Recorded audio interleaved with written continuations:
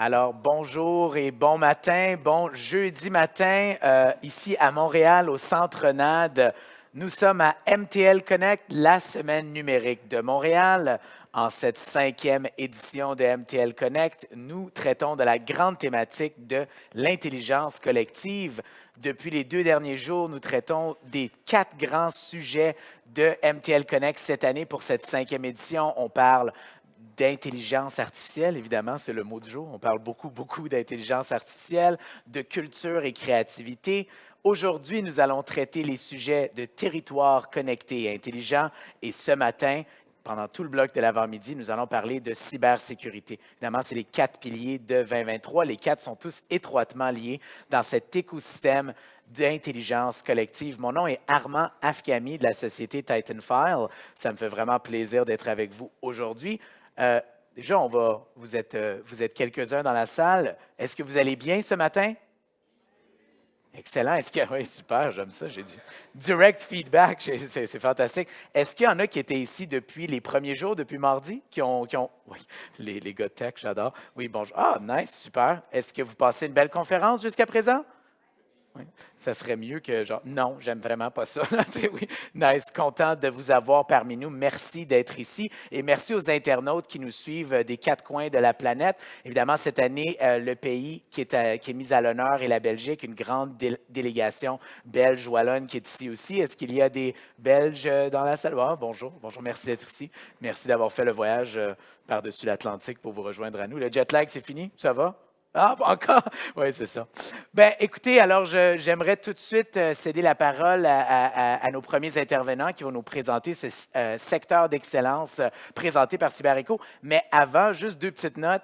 Je l'ai dit dans les autres jours aussi, mais si vous venez de vous joindre à nous, j'en ai vu qui n'ont pas levé leurs mains, donc ça se peut que c'est votre première journée ici à MTL Connect. C'est beaucoup plus que d'absorber du contenu MTL Connect, c'est de faire des connexions. Il y a 3 étages d'activités à explorer et découvrir, incluant une activation de D-Box, une compagnie québécoise, juste ici à l'extérieur de la salle. Ils ont 2 types de contenus à vous faire découvrir. Un contenu qui est accès jeux vidéo et un autre contenu cinéma avec des chaises haptiques. Ça vaut la peine. Allez réserver votre place. C'est un contenu de 10 minutes. Et à l'entrée du 6e étage, il y a une expérience immersive, audiovisuelle, tactile, assez capotée. Est-ce qu'il y en a qui l'ont fait dans la salle? Monsieur, comment vous avez aimé ça? C'est impressionnant. Donc, ah, oui, hein, c'est... Oui, oui. Ah, vous parlez de relaxation D-Box. J'ai entendu que ça... Ouf, vous sortez zen, mais là, moi, je parlais de l'autre installation. Est-ce que vous l'avez faite, celle-là? OK, c'est une installation audiovisuelle, mais vraiment exceptionnelle. Je vous recommande tous d'aller la voir. Ça prend 5 minutes de votre journée. Est-ce que je compte sur vous, Montréal? Yeah! OK, j'aime ça, du feedback. Vous êtes dedans ce matin. OK, alors là, j'ai assez parlé. Je vais tout de suite vous présenter les intervenants. Je vais les inviter à venir se présenter ensuite sur scène. Alors, j'inviterai tout de suite Daniel Hull et Raphaël Delacroix de la BDC, ainsi que Benoît Dupont de l'Université de Montréal et le directeur général et président de CyberEco, M. Marcel Labelle. On les accueille. Bonjour.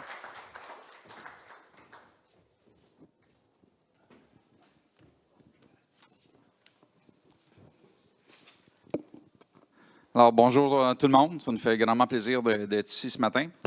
Donc, on va commencer par une brève introduction. Peut-être, Benoît, est-ce que tu peux te présenter? Oui, bonjour, Benoît Dupont, je suis professeur de criminologie à l'Université de Montréal et titulaire de la chaire de recherche du Canada en cyber-résilience. Daniel Hull de la Banque de développement Canada. Je suis chef cybersécurité, responsable des groupes protection de l'information ainsi que la gestion des identités des accès et la gestion des accès privilégiés. Raphaël Delacroix, je travaille avec Daniel à la BDC et je suis lead sur toute la protection de l'information. Je fais la coordination de l'équipe DLP, donc Data Leak Prevention. Voilà. Et je suis Marcel Labelle, président directeur général de CyberEco. Donc, on va avoir un petit kiosque cet après-midi. Venez nous voir, on pourra vous parler plus longuement de CyberEco. Donc, aujourd'hui, on va parler de tout l'aspect humain, dans tout l'aspect changement de culture organisationnelle. Donc, en cyber, on en parle beaucoup. C'est un élément qui est important. Donc, on va commencer par toi, Benoît, pour peut-être nous dresser un portrait de la cybersécurité, cybercriminalité et voir un petit peu certaines tendances. Alors, dresser un portrait, si vous avez 2 ou 3 jours, on pourra commencer. Mais je pense que c'est un petit peu plus restreint le temps à notre disposition. Donc, ça va être vraiment de très grandes lignes à très haute altitude. Mais je vais essayer de dégager peut-être des tendances qui me semblent importantes pour les organisations et pour les particuliers aussi, en termes de risques et peut-être en termes de réponses aussi. Alors, si on commence par les risques, il y a beaucoup d'attaques dont vous entendez parler dans les médias quotidiennement, mais quelques attaques qui me semblent particulièrement préoccupantes ou sur lesquelles notre attention devrait être un petit peu plus focalisée, c'est toutes les attaques qu'on voit se multiplier maintenant contre la chaîne d'approvisionnement. Alors, vous en avez entendu parler, il faut sécuriser la chaîne d'approvisionnement numérique. Mais qu'est-ce que c'est les attaques?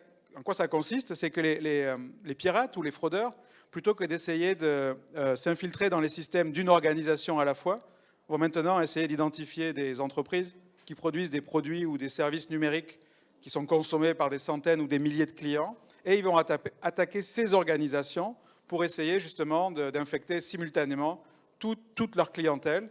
Donc plutôt que d'infecter une organisation de façon séquentielle, ils vont essayer d'en infecter des centaines. Et puis, il y a des cas très connus comme Kaseya, comme Microsoft qui ont été touchés. Donc Microsoft, une petite entreprise avec beaucoup de clients quand même. Et cet été, Clop, qui est un réseau de rançongiciels, a attaqué l'entreprise MoveIT. Et donc, eux, juste pour vous donner un exemple de ce que ça peut faire comme effet levier, c'est 2000 organisations qui ont été affectées via cette attaque-là et 60 millions d'individus qui sont concernés. Donc là, vous avez une croissance exponentielle de l'impact et la sévérité des attaques par un changement de stratégie de la part des cybercriminels et de la part des délinquants. Autre tendance, tout le monde parle des rançongiciels, donc je ne vais pas en parler aujourd'hui. Vous devez, les rançongiciels, matin, midi et soir, vous devez en consommer des informations sur ce sujet-là. Mais moi, de mon point d'observation de chercheur et d'expert, experts invités à travailler sur des dossiers par des cabinets d'avocats ou dans des causes plus ou moins sensibles, c'est la fraude au président. Personne n'en parle beaucoup parce que c'est gardé confidentiel, parce que ça tape directement les directions d'entreprise. Donc il y a tout un privilège autour de l'information concernant ces attaques-là, mais ça cause autant de préjudices que les rançongiciels. Donc c'est des millions et des millions de dollars à chaque fois qui sont exfiltrés vers des pays en Asie, blanchis et qu'on ne reverra jamais. Et donc ça, il y a peu de programmes de protection et de cybersécurité qui accordent autant d'importance et qui investissent autant de ressources sur la fraude au président. Le dernier élément en termes de risque dont j'aimerais parler, c'est l'IA. On voit apparaître de plus en plus, c'était anecdotique jusqu'à il y a quelques mois, mais avec les modèles génératifs, ChatGPT et compagnie, on voit apparaître de plus en plus de cas dans lesquels on a des fraudes ou des attaques informatiques qui sont menées en utilisant des modèles d'intelligence artificielle. Alors que ça soit pour créer des logiciels malveillants que personne n'a jamais vus, donc on utilise des outils qui vont coder des logiciels malveillants totalement nouveaux, donc indétectables, que ça soit pour encrypter des logiciels malveillants d'une façon, encore une fois, qui est indétectable, que ça soit pour identifier de façon systématique des vulnérabilités au sein des organisations, ou que ça soit pour générer de l'audio ou de la vidéo qui va justement être mobilisée pour mener des fraudes au président. Donc il y a de l'innovation technologique, c'est pour ça que vous êtes là pendant ces jours-ci. Les délinquants, les cybercriminels, eux aussi innovent et ils vont utiliser les mêmes outils. Et donc on est vraiment sur des logiques où on va voir ça se multiplier. Et la question qui va se poser, c'est comment la cybersécurité va devoir tenir compte de cette addition technologique et va devoir utiliser des outils qui vont permettre de contrer ce type d'attaque. Merci beaucoup, Benoît. Daniel puis Raphaël, d'un côté d'entreprise, pouvez-vous peut-être ajouter votre perspective à ce que Benoît a mentionné? Bien, ce que je peux rajouter sur ce que Benoît a dit au niveau de la cybercriminalité, ça se passe surtout par l'hameçonnage. Et au niveau de l'hameçonnage, les secteurs qui sont souvent visés, c'est les autorités fédérales, provinciales, municipales, les services de livraison, les ventes de détail et qu'est-ce qui est utilisé souvent dans les cybercriminels, c'est l'Agence de revenus du Canada, qui va dire qu'ils vont vous donner de l'argent, là, alors de les cliquer ici. Post Canada aussi, Amazon, Netflix, UPS, là, c'est ces endroits-là là, qui sont souvent ciblés. Et les secteurs manufacturiers sont visés, si on regarde au niveau pourcentage, c'est à peu près à 18 %. Et à l'opposé, les gouvernements, eux, c'est juste à peu près 5 %. Mais c'est surtout aussi technologie, vente à détail, comme Benoît mentionnait, là, eux autres sont à peu près à 8 % ciblés, là, puis les secteurs commerciaux à 14 %. Ben, c'est sûr que moi, je vais rebondir un peu là-dessus. Mon point de vue qui est plus de l'interne, c'est qu'on n'est pas forcément systématiquement, pour la menace interne, qu'on parle de menace interne, sur des actes de malveillance. Il y a aussi beaucoup des actes de négligence qui finalement mettent l'entreprise à risque. Donc c'est là-dessus que nous, on doit aussi travailler. C'est tout un travail d'éducation à faire auprès de l'usager. Nous, ce qu'on fait, c'est qu'on analyse des logs, des journaux, des détections. On va essayer de décortiquer, de comprendre pour mieux cibler ensuite notre réponse. Mais c'est vrai que du point de vue de la menace interne, c'est quelque chose qui est moins souvent évoqué. Puis petite compagnie, grosse compagnie, on est tous à risque, on est tous exposés. Comme on peut voir, on a des beaux défis devant nous d'un côté et qui sont de plus en plus complexes. Et quand on parle de humains, ça amplifie un petit peu la difficulté, la complexité de prendre des mesures correctrices. Si on parle peut-être souvent, on associe les cybermenaces, la cybersécurité au département de sécurité comme tel. Mais il y a d'autres départements aussi qui devraient être impliqués. J'aimerais ça peut-être entendre Daniel et Raphaël nous parler un peu qui doivent être impliqués dans. Puis ces départements-là amènent quel genre de changement, de succès au sein de l'organisation? Au niveau de la protection de l'information, c'est pas tout le temps, ça relève pas juste de la sécurité. La sécurité est là, mettre les outils en place, mettre les techniques. Mais ce qui est important, c'est pour détecter des menaces internes ou des exfiltrations. On travaille beaucoup avec des différents départements. Tout dépendant de vos organisations, vous allez avoir des conformités, qu'est-ce qu'on appelle la compliance. Des fois, vous êtes régi soit par des lois fédérales ou par des organismes. Alors, c'est important de partir un comité et de réunir tout ce monde-là, que ce soit compliance, aussi information, qu'est-ce qu'on appelle information management, le légal ainsi que les ressources humaines. Avoir un comité qu'on appelle un comité de gouvernance, où ce qui se réunit de façon fréquente, là, soit une fois par semaine, une fois par mois, dépendant de la grosseur des organisations et de la portée.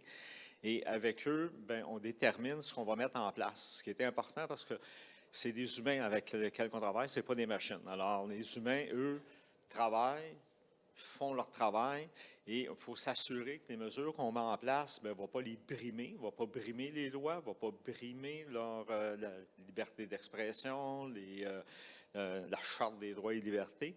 Alors, avec ce comité-là, quand on vient pour mettre une règle en place, on la revise avec eux, on s'assure qu'on est correct, qu'on ne va pas brimer personne, mais en même temps, ça va protéger ce qu'on a à protéger, les documents confidentiels, les codes sources, les propriétés intellectuelles, pour essayer de détecter le plus possible de ces choses-là. Par contre, il faut garder en tête, si on met trop de règles trop sévères, résultat, le monde ne peut pas travailler. Alors, il faut assurer aussi de pallier entre permettre aux gens de faire ce qu'ils ont à faire. Si on a besoin d'envoyer de l'information à l'externe, de pouvoir leur permettre de le faire, mais tout en surveillant ce qu'il y a à surveiller. Et naturellement, à l'occasion de mettre du blocage en place, quand c'est des documents là, qui sont réservés à l'interne seulement, il ne faut pas que ça sorte. Alors, il y a différentes règles comme ça. Mais l'important, c'est réellement de se faire un comité avec les différents groupes, les différents intervenants. C'est une collaboration là, entre ces départements-là, qui sont des départements pivots, là, que ce soit le légal, que ce soit les ressources humaines là, à l'intérieur d'une entreprise. Raphaël? Je vais rebondir un peu sur ce que dit Daniel. Il faut comprendre que ça peut être un incident de sécurité, mais que c'est toujours une réponse de groupe. Et effectivement, la mise en place d'un comité, c'est nécessaire et c'est presque une obligation maintenant. Mais dans les opérations en plus, au day-to-day, c'est des gens avec qui on parle, comme dit Daniel, le légal, les ressources humaines, les risques, la conformité. Mais en fait, chaque cas revêt un caractère d'exception. Donc il faut que ce monde se parle pour apporter des réponses qui soient rapides, qui soient adéquates, qui soient dans le respect de la confidentialité, qui soient cadrées par les meilleures pratiques. En fait, il faut voir ça vraiment comme un orchestre. Je dirais un département, si on peut dire, que vous n'avez pas mentionné, qui est la haute direction. Benoît, tu parlais de la fraude du président. Donc, parlez-moi donc du rôle de la haute direction d'un côté, jusqu'à quel point c'est facile ou difficile, je dirais, de les impliquer et voir jusqu'à quel point il n'y a pas certains éléments de sensibilisation qu'on doit faire auprès des hautes directions. Peut-être, Benoît, si tu veux renchérir, compte tenu que tu es un témoin privilégié de ce genre de fraude-là. Moi dans mes recherches, j'interviewe beaucoup de responsables de la cybersécurité dans plein de pays et dans plein de secteurs différents. Et ce que Daniel et Raphaël ont exprimé, c'est un peu la recette pour des dirigeants de cybersécurité qui réussissent, c'est-à-dire la capacité à communiquer avec toutes les autres équipes et avec la haute direction les besoins en matière de sécurité pour mettre l'organisation en protection, mais aussi d'écouter les besoins des autres unités de l'entreprise pour savoir exactement jusqu'où aller, quelles sont leurs contraintes et pour avoir une réponse qui est cohérente. Et pour la haute direction, en général, dans les cas qui m'ont été rapportés où on commence à avoir l'attention, ça change, c'est en train de changer dans la culture des équipes de haute direction, mais en général, il n'y a rien de mieux qu'un incident majeur dans l'entreprise ou dans le même secteur, mais dans une entreprise compétitrice, pour tout d'un coup focaliser l'attention et ouvrir les écoutilles et libérer des ressources aussi pour essayer d'avoir des progressions. Donc c'est un petit peu malheureux qu'on doive attendre d'avoir ces éléments un peu traumatisants au sein des organisations, mais en même temps, voilà, c'est la nature humaine, donc autant en être conscient, être prêt à capitaliser sur ce type d'incident, être prêt à benchmarker l'insécurité pour pouvoir aller chercher des progressions et des acquis en sécurité. Là.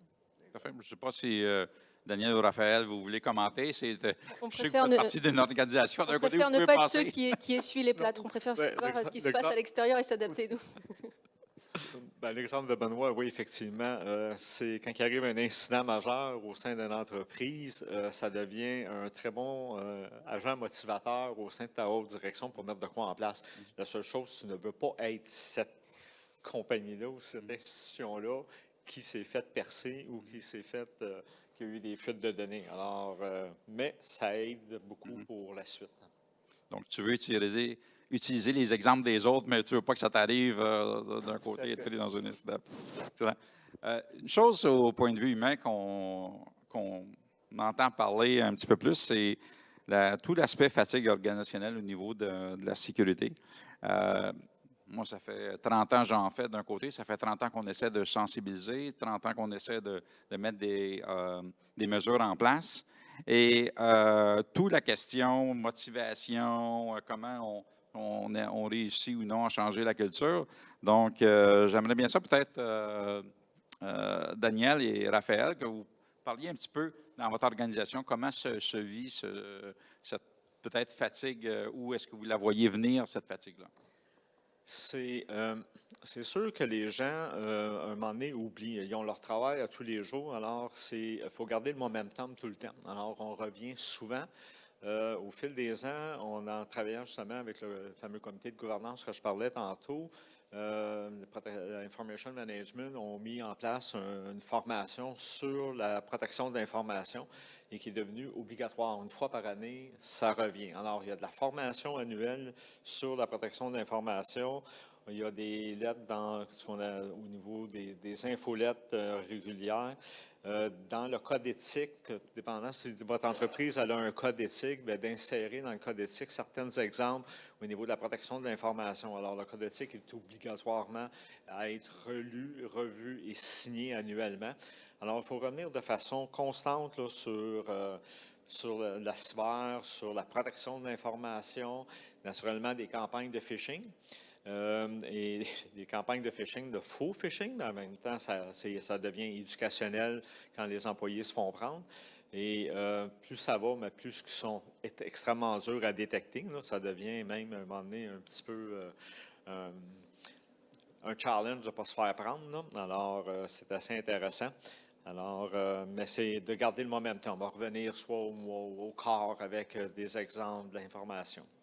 Raphaël, tu crois? Oui, c'est vrai que ça nous maintient un peu dans un état de vigilance. Il y a effectivement une fatigue des équipes, il y a un caractère aussi très répétitif des règles. Il faut rester efficace, puis il faut aussi se réinventer, il faut s'adapter aux nouvelles formes de cyberattaques. Donc Daniel le mentionne, effectivement, il y a de la formation, nous on a des programmes de training and awareness, et c'est vrai que c'est tout à fait crucial.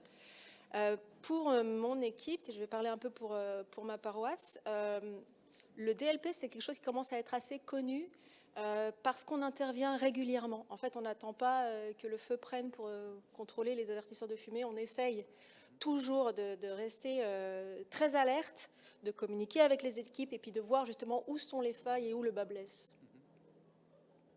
Benoît, la fatigue organisationnelle dans tes recherches, quelques commentaires? Ben, peut-être quelques-uns, effectivement. Non, ce que je dirais, c'est qu'il y a beaucoup, maintenant, les entreprises et les organisations ont compris qu'il fallait sensibiliser, il fallait former. Le problème qui demeure encore dans beaucoup d'organisations, c'est que ces formations et ces sensibilisations restent très superficielles. Et elles sont faites plus dans des objectifs de conformité, c'est-à-dire pour cocher une boîte en disant « OK, on a fait une formation, on passe à autre chose », plutôt que dans un souci de créer au sein des organisations une véritable culture de sécurité. Et créer une culture de sécurité, ce n'est pas facile, c'est long, et ce n'est pas avec des capsules de 5 minutes qu'on va y arriver. Donc il faut avoir une réflexion, je pense maintenant que tout le monde a compris l'importance de la cybersécurité, puis que ça n'allait jamais nous quitter et que ça allait devenir quelque chose avec lequel on allait devoir vivre au quotidien, y compris si on ne travaille pas dans le secteur des TI. C'est comment on construit des campagnes de sensibilisation, des campagnes de prévention et de formation qui vont coloniser les esprits d'une façon positive et qui vont sans empêcher les gens de faire leur travail.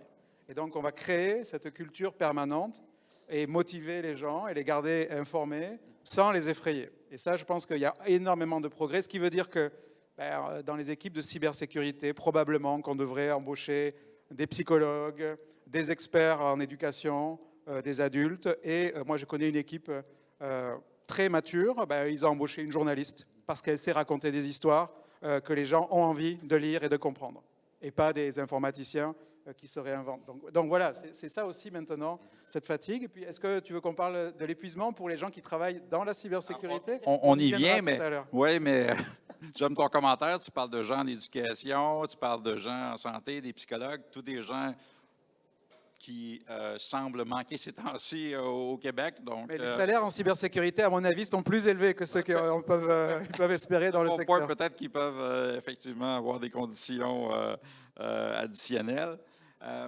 Puis juste peut-être si on essaie de renchérir, si on regarde tout l'aspect santé-sécurité au travail, on a réussi à bâtir des cultures au sein des organisations, ici à tout le moins au Québec. Qu'est-ce qui fait qu'en cybersécurité, on n'arrive pas à bâtir cette culture-là d'un côté? Est-ce que c'est l'aspect réglementaire qui manque ou s'il y a d'autres aspects?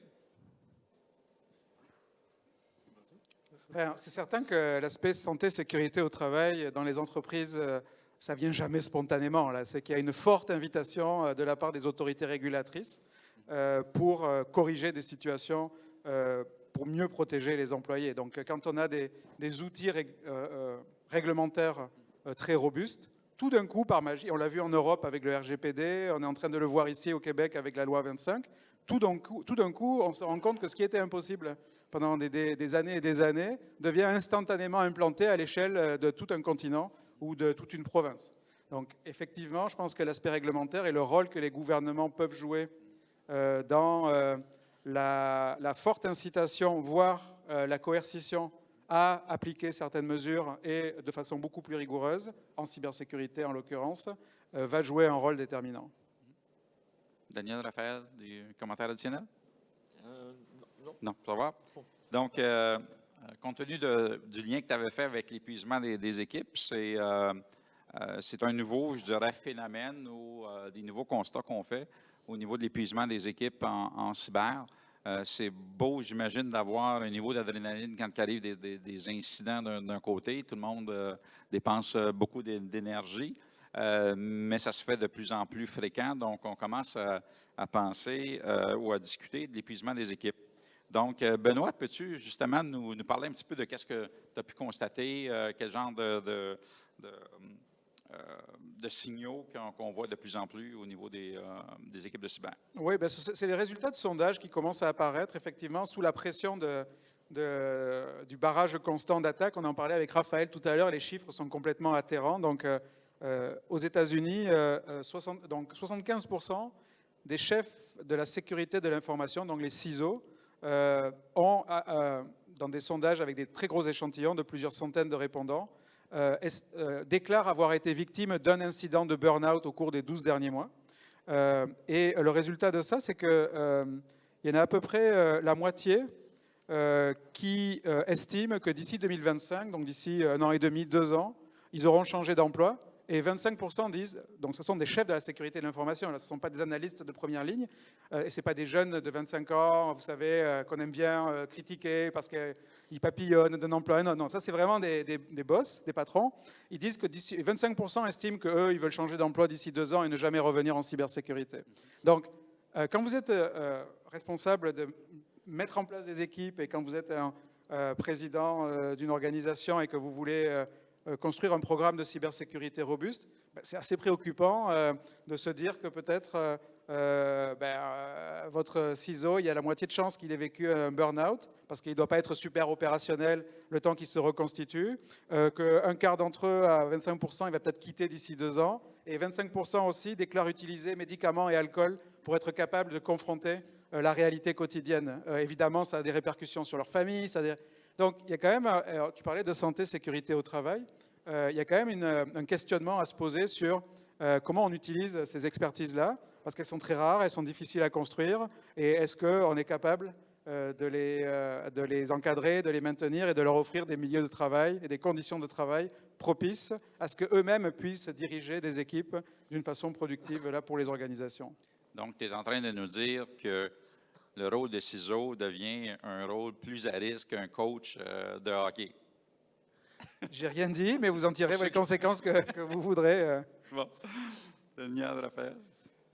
Bon. Est-ce Merci. que ça va, Daniel? Pas de problème de burn-out? C'est Daniel, parfait. est-ce que tu fais partie Non, des c'est en train de statistiques? passer. On va essayer de protéger notre CISO à nous, d'essayer de l'aider le plus possible. Pour aller, je vais descendre une couple de niveaux en bas. Si je regarde au niveau des groupes de protection de l'information, pour donner quelques exemples, c'est des groupes là, qui sont mis sous pression.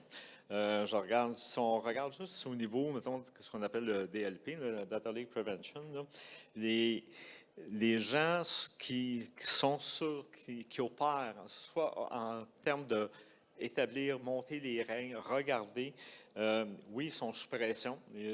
Ça évolue constamment. On crée des nouvelles règles, on regarde, on essaie d'optimiser, essayer de réduire les faux positifs, la complexité des nouvelles méthodes d'exfiltration.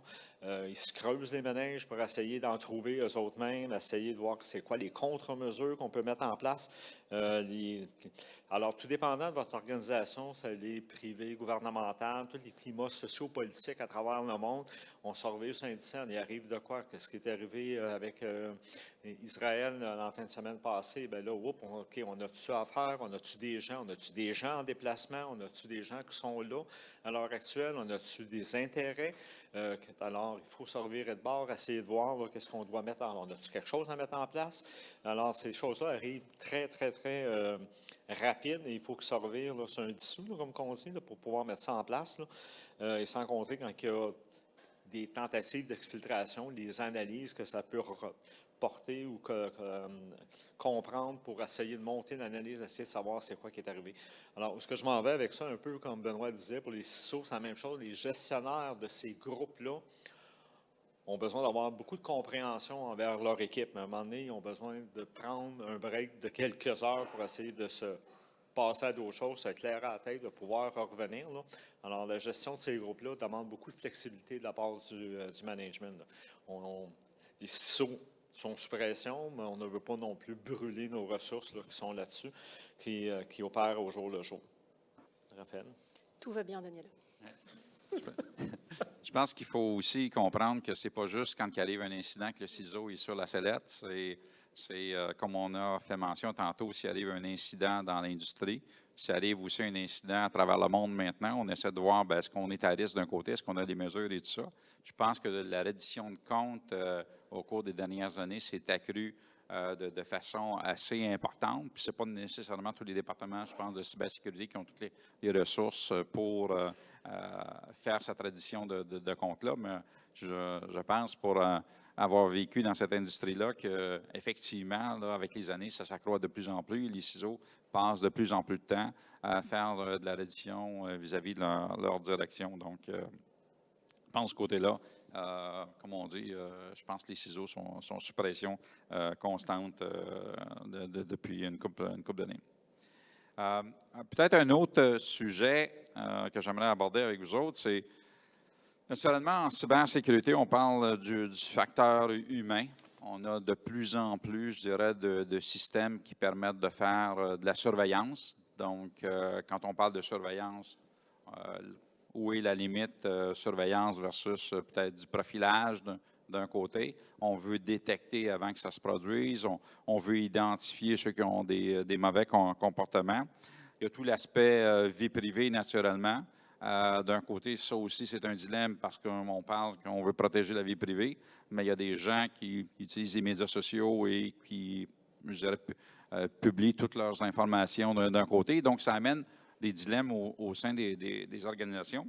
Peut-être, Benoît, tu peux nous parler de ça. Donc, je pense que tu es un spécialiste des comportements humains, donc en cybercriminalité.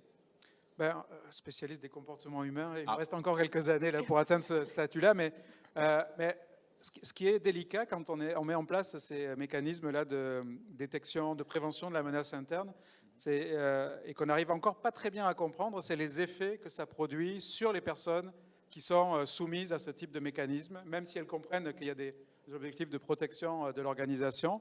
Il y a quand même l'interaction entre la suspicion qu'on leur témoigne en disant, ben voilà, on va surveiller tout le monde parce qu'il faut qu'on protège l'organisation. Puis on a des cas très médiatisés au Québec de menaces internes qui ont été désastreuses pour des grandes organisations, donc on n'en reparlera pas, on n'aimera personne. Et le fait qu'on essaye aussi de cultiver leur confiance pour avoir des employés qui innovent, qui sont impliqués dans le fonctionnement de l'organisation. Et donc, dans quelle mesure aller un peu trop loin peut avoir un effet démotivateur sur les employés ou briser ce lien de confiance qu'on cherche à construire. Donc, c'est tout le délicat équilibre là, des équipes de cybersécurité entre ce qui est nécessaire, ce qui doit être transparent, ce qui doit être un petit peu plus opaque par rapport aux technologies qui sont déployées, et puis quels sont les effets qu'on va produire en sécurité, mais aussi des effets de réverbération autour des questions de sécurité, sur la confiance, sur l'implication des employés. Et donc, on en revient à la première question, c'est-à-dire comment travailler avec les équipes de ressources humaines, avec le légal, pour s'assurer qu'on ne outrepasse pas les limites, mais aussi qu'en termes de motivation et en termes de fonctionnement des équipes, on n'est pas en train de détruire quelque chose, un lien qui a été créé en laissant penser à tous les employés que l'organisation, finalement, ne leur fait pas suffisamment confiance.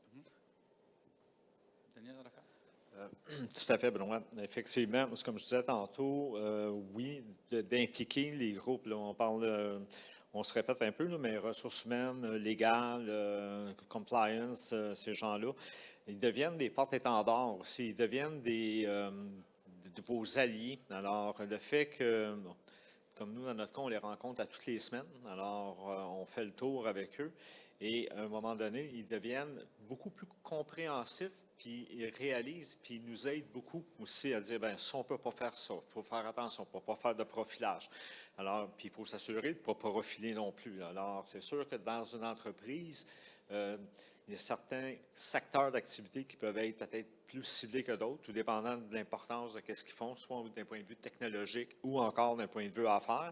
Alors, il faut s'assurer de maintenir l'équilibre, comme Benoît disait, entre le respect de la vie humaine, le respect de leur activité professionnelle. Par contre, il faut protéger l'entreprise, propriété intellectuelle, s'il y a du développement qui se fait, le code source qui peut être envoyé à l'externe. C'est sûr que On parlait un peu avant la séance, là, les chats GPT de ce monde. C'est facile d'utiliser chat GPT pour essayer de mettre du code source ou encore faire corriger un code source, mais le code source est une propriété intellectuelle. On a vu que c'est arrivé avec une compagnie où son code source, qui est pour quelque chose qui devait sortir, a été mis sur chat GPT et c'est un open. Alors, il était partagé à travers le monde. Alors, mais il faut absolument là, d'essayer d'avoir un équilibre, un genre de balance. Moi, je me mets du côté de l'employé. Je pense que il faut avoir une définition de ce que c'est que l'utilisation du matériel professionnel. Et moi, je pense que c'est bien d'encourager l'utilisation du matériel professionnel à un usage professionnel. C'est-à-dire qu'il faut qu'on apprenne à segmenter. Je pense que c'est bien d'avoir une tolérance à l'utilisation raisonnable du matériel pour l'usage personnel, mais derrière l'usage personnel ou l'utilisation raisonnable, pour moi, c'est un terme qui a géométrie variable. Ça va changer d'une organisation à une autre. Une PME va tolérer que ses usagers je ne sais pas, consultent leur courriel. D'autres entreprises ne le voudront pas. Si on veut garder sa vie privée vraiment privée, est-ce que ça ne commencerait pas par là, par faire la distinction quand je suis au travail, j'utilise mon matériel pour le travail. Parce que le gros bon sens, comme on dit, ne s'applique pas toujours. Et nous, ce qu'on essaie de faire, c'est effectivement de continuer de parler avec les gens du légal, des ressources humaines, pour nous ajuster et rester arrimés aux directives de l'entreprise. Mais je pense que c'est aussi un changement de mentalité qui doit être amené. Est-ce que le télétravail, d'un côté, qui a été utilisé à profusion à cause de la COVID, n'est pas venu changer un petit peu la donne parce que les entreprises n'étaient pas nécessairement préparées à avoir du télétravail en masse relativement à leurs employés? Donc, est-ce que ça vient changer un petit peu la donne, je dirais, dans tout ce niveau de surveillance-là, tous les mécanismes qu'on peut mettre en place d'un côté? Daniel?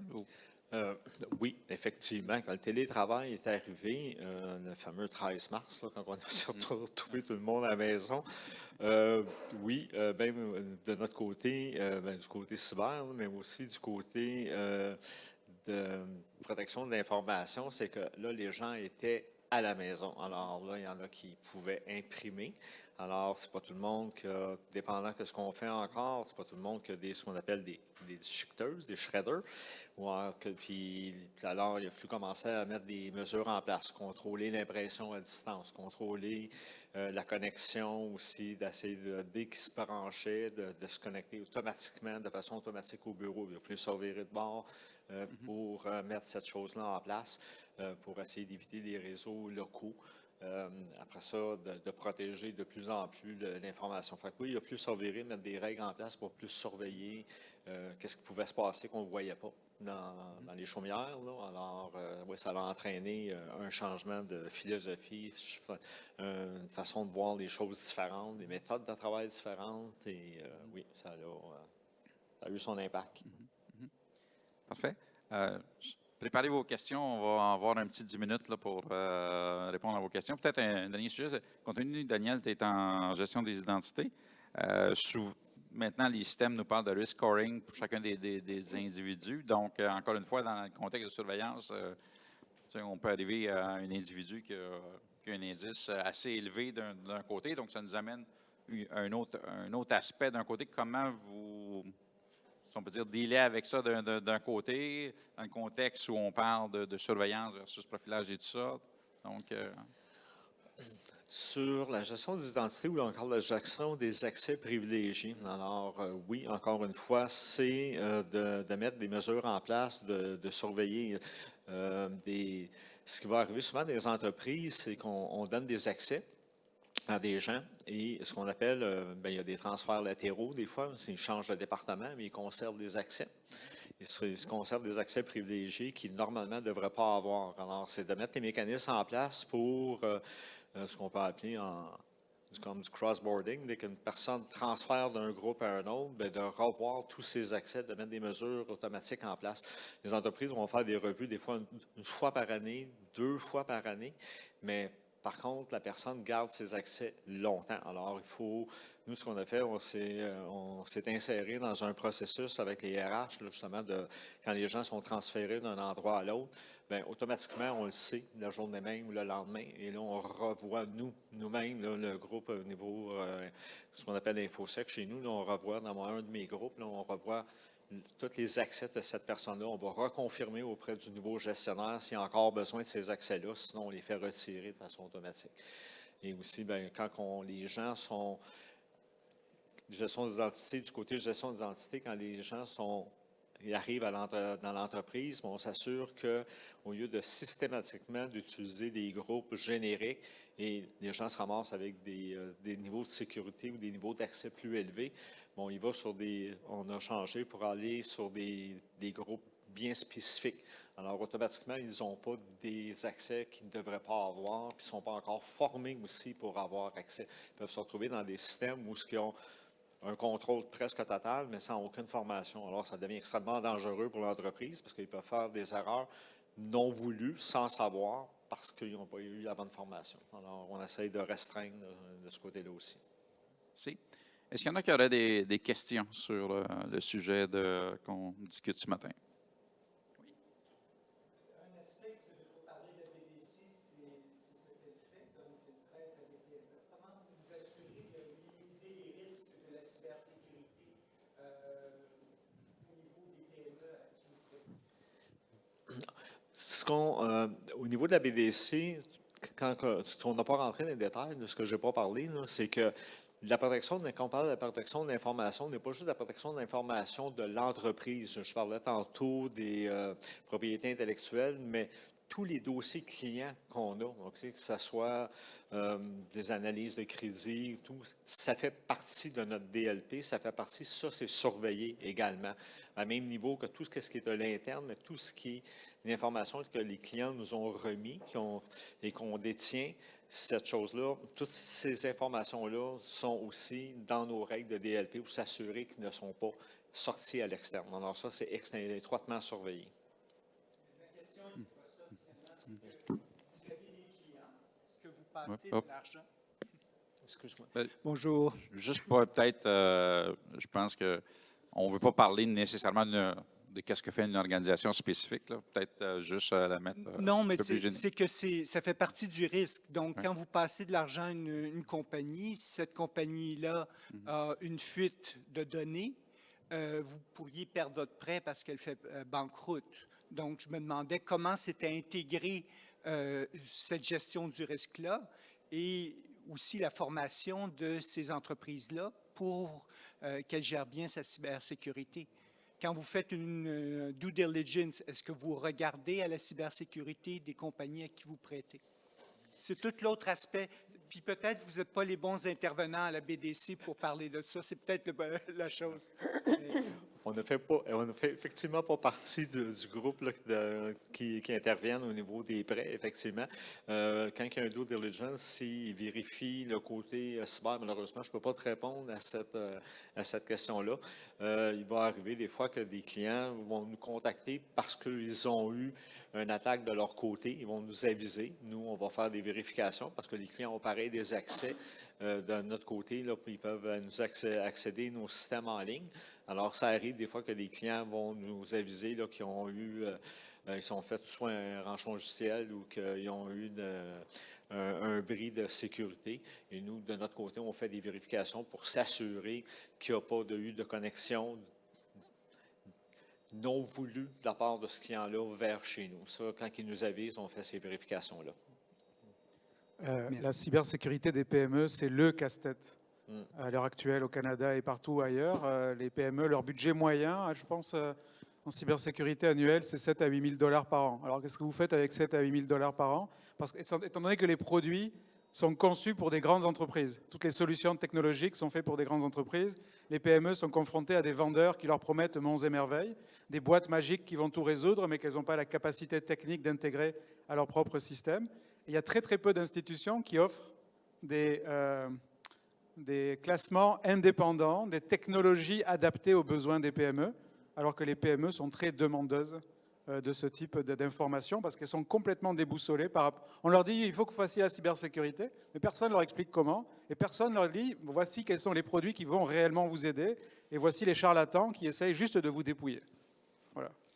Je peux peut-être ajouter, il y a une grande institution financière au Québec qui fait des gros investissements à l'international, qui a un processus de due diligence spécifique par rapport à la cybersécurité. Je sais que certains de nos membres aussi ont un intérêt relativement, je dirais, au secteur des PME, parce que, comme le disait Benoît, c'est excessivement difficile. Comment on sensibilise des organisations qui veulent juste survivre d'un côté, qui n'ont pas nécessairement de spécialistes en cybersécurité, qui n'ont pas nécessairement de spécialistes en technologie non plus. Donc, comment on les amène à, je dirais, être plus cyber-résilients. Je vais peut-être prêcher pour la paroisse un petit peu de CyberEco. C'est pour ça qu'on est arrivé avec un cyberdiagnostic pour les PME, un cyberdiagnostic qui est, je dirais, non technique dans la mesure du possible, justement parce qu'il n'y avait pas beaucoup d'outils qui existaient à l'heure actuelle pour au moins s'assurer que les organisations peuvent faire une évaluation, ont des recommandations priorisées. Donc, mais on voit que c'est une problématique, justement, pour les PME de bien évaluer leur maturité, de leur faire une feuille de route d'un côté, puis surtout des solutions adaptées à leur secteur. Comme le mentionnait Benoît, ils n'ont pas nécessairement beaucoup de budget. Donc, comment je dirais, on va innover pour procurer des solutions pour améliorer leur je dirais, cybersécurité? C'est un petit peu un défi. Est-ce qu'il y aurait une dernière question? Excusez, je fais un choix, là, mais...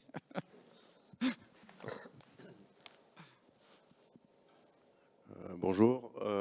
On a l'impression que les attaques aujourd'hui et les groupes malveillants ont toujours une longueur d'avance et qu'on est en mode, les entreprises sont en mode réactif et non pas proactif. On apprend une attaque à gauche, une attaque à droite, et puis on réagit, on apprend des failles à gauche et des failles à droite, et on réagit avec des mises à jour. Quelle est la stratégie, d'après vous, d'une entreprise pour arriver un peu à gagner cette course difficile, ou au moins rattraper ce retard pour être mieux préparé?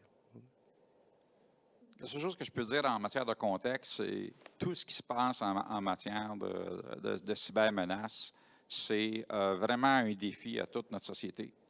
Parce que les attaques peuvent venir de partout d'un côté. C'est tout le monde qui est ciblé. Il y a différents contextes d'un côté où ça peut arriver.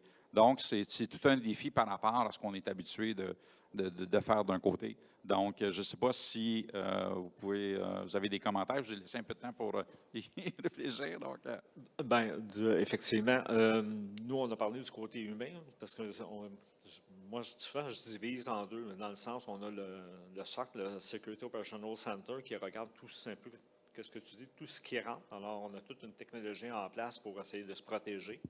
De notre côté, nous, c'est tout ce qui sort. On travaille avec les humains. Alors, c'est comme deux lignes de démarcation, là. C'est comme une DMZ. Là.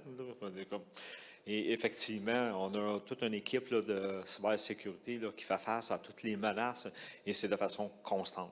Il faut être toujours à l'affût. Ça rejoint un peu ce que Benoît disait. Il y en a tellement que, oui, pour les PME, c'est extrêmement compliqué. Les budgets sont énormes là, pour pouvoir se protéger le mieux qu'on peut. Là. Les méthodes sont en place. On fait des exercices de phishing. Puis nos propres exercices de phishing, à un moment donné, étaient bloqués par nos contre-mesures de phishing. Alors, il a fallu les whitelister, qu'on appelle. On a fallu leur laisser dire, OK, on va les laisser passer. Eux autres, ils ont le droit, parce qu'ils sont en train de nous surveiller, de nous tester, de nous former. Là. Mais, ça fait que oui, c'est constant. Ce n'est pas la fin du monde. Hein. Il n'y a pas de catastrophe imminente. C'est-à-dire qu'il y a énormément d'organisations très sophistiquées qui investissent beaucoup d'argent pour se maintenir à jour, pour faire du threat intelligence, du renseignement sur les risques. En arrière-plan, toutes les entreprises de télécommunications, les grandes institutions financières qui nous protègent tous indirectement, toutes les grandes entreprises d'énergie et tout ça. ont des programmes très développés et sont tout à fait au courant de ce qui se passe et sont en mesure de se protéger et de nous protéger indirectement. Donc, même si j'ai l'air un peu catastrophiste parfois, mais il y a aussi énormément de choses très positives qui se produisent. L'intelligence artificielle y contribue aussi. Donc il ne faut pas non plus, on n'a pas les cheveux en feu et voilà. Et il y a des choses très optimistes aussi qui sont en train de se produire là. Peut-être en conclusion, un message que vous voudriez laisser aux participants ce matin, 30 secondes chaque. Alors moi, en une phrase, c'est il ne faut plus penser en termes de cybersécurité, mais en termes de cyber-résilience. Parce que la sécurité, c'est un objectif irréaliste qu'on n'atteindra jamais, mais la résilience, c'est la capacité à résister et à absorber tous ces chocs et toutes ces attaques. Ça, c'est tout à fait réaliste et ça devrait être notre objectif primordial. De notre côté, sensibilisation, de ne pas lâcher, infolette, formation, phishing, vishing, tout ce que pour pouvoir revenir auprès des employés pour que ça devienne une seconde nature chez eux, de penser quand ils veulent sortir de l'information, est-ce qu'elle est correcte, qu'est-ce que je sors, est-ce que c'est permis, mais il faut que ça devienne un réflexe. Moi, j'irais faire effectivement la différence entre ce qui relève de l'information, on va dire de la propriété intellectuelle d'une entreprise, de la donnée confidentielle, puis c'est vraiment s'assurer avec qu'est-ce que je manipule comme document, est-ce que j'ai le droit de faire ça, est-ce que le travail que j'ai mis sur tel ou tel fichier, est-ce qu'il appartient à la banque ou est-ce qu'il m'appartient à moi?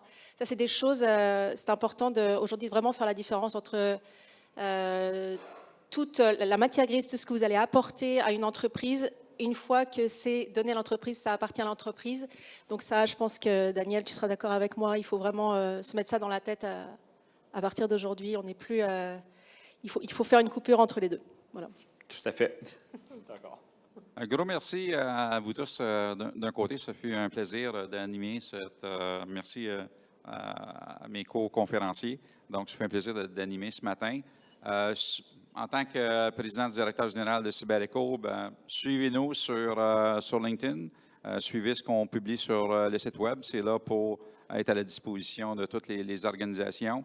Et joignez-vous à nous le 3 novembre parce qu'on va faire le lancement de notre centre d'innovation, le premier centre d'innovation au Québec en cybersécurité.